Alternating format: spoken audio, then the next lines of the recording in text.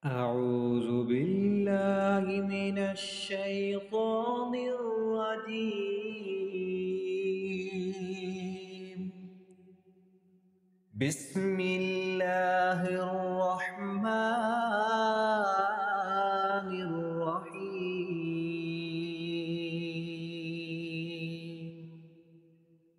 والتين والزيتون وطور سينين وهذا البلد الأمين. لقد خلقنا الإنسان في أحسن تقويم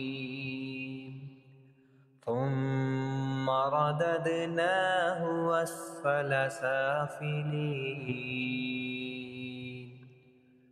إلا الذين آمنوا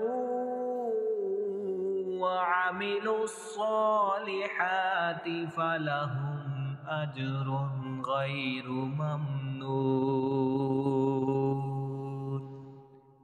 وما يكذبك بعد بالدين أليس الله بأحكم الحاكمين. صدق الله